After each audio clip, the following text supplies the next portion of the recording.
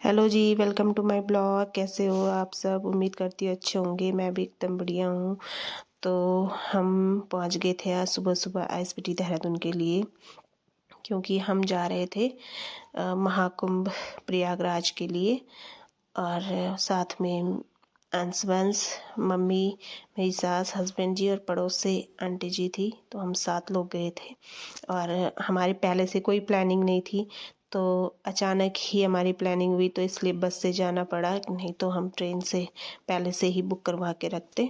तो 1-2 दिन पहले ही प्लान हुआ तो चले गए। फिर हम ढाबे पे रुक गए थे हरिद्वार से थोड़ा आगे नजीमाबाद में, और फिर हमने वहाँ पे लंच कर लिया। लंच हम घर से ही लेके गए थे, क्योंकि बिना लहसुन प्याज के ही खाया हमने। फिर खूबसूरत सफ़र में आगे बढ़े पूरे दिन भर, और फिर रात में हम फिर एक ढाबे पे रुके, और वहाँ पे भी हमने खाना नहीं किया और ऑर्डर एक बिना लहसुन प्याज वाली दाल मंगवाई और रोटी सिंपल सी, और वही खाई।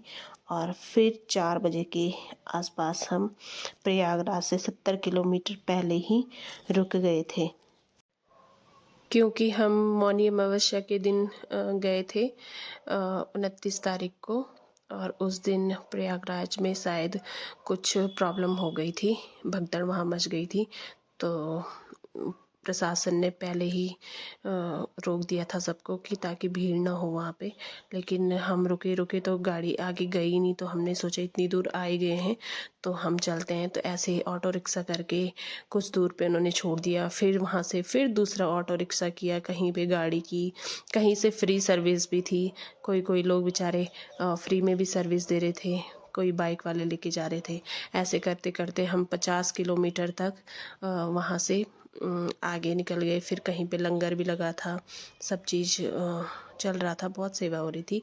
और फिर उसके बाद हुई हमारी यात्रा शुरू, जो लगभग 20 किलोमीटर के आसपास की थी। बहुत पैदल चलना पड़ा, क्योंकि नो व्हीकल जोन घोषित कर दिया था उधर, कि कोई भी व्हीकल नहीं जा रहा था। किसी का पर्सनल या फिर सरकारी किसी काम से होगा तब, नहीं तो था ही नहीं। फिर हम ये पहुंचते हुए प्रयागराज के ब्रिज पे पहुंच गए थे। तो कुछ लोग, तो ये गंगा जी हैं यहाँ पे, तो कुछ लोग यहीं पे स्नान कर रहे थे, क्योंकि किसी को पता ही नहीं था कि कहाँ पे जाना है। और पैदल चलने को तो बहुत ज़्यादा था। यहाँ तक तो हम लगभग 5 किलोमीटर आए होंगे, और इसके बाद हम 15 किलोमीटर और चले थे, क्योंकि हमें संगम घाट पे जाना था, जहाँ तीनों नदियों का संगम है। वहीं पे वो सबसे लास्ट में था।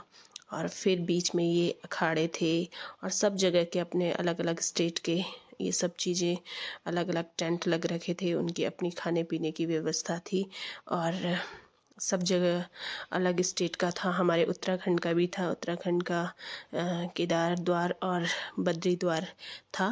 हमने सोचा था कि वापसी में हम आते हुए यहाँ रुकेंगे, लेकिन हम वापस आ ही नहीं पाए, इतने पैरों में दर्द हो गया था। बच्चों के भी पैरों में दर्द हो गया था चलते चलते, क्योंकि 20 किलोमीटर तक हम चले होंगे। और दिन के 3 बजे से हम चलना स्टार्ट हो गए थे, और रात के 8 बजे हम संगम घाट पे पहुँचे थे। और फिर फाइनली हम संगम द्वार पे पहुँचे, जो लास्ट द्वार था। इसके बाद हम संगम घाट पे पहुँच गए थे, और फिर वहाँ जाके हमने स्नान किया और बहुत रिलैक्स हुआ, क्योंकि इतना पैरों में दर्द हो गया था। मेरे तो एक पैर पूरा सुन्नी हो गया था, पूरी नसें चढ़ गई थी। और रात के 8 बजे भी देखो यहाँ पे कितनी भीड़ थी, इतनी ज़्यादा भीड़ थी कि पूछो मत। फिर सबने किया स्नान, मम्मी, मेरी सास और आंटी जी ने एक साथ किया, और वंश ने भी उन्हीं के साथ कर लिया था, क्योंकि कुछ बैग के पास भी रहने ज़रूरी थे, क्योंकि वहाँ बहुत भीड़ थी।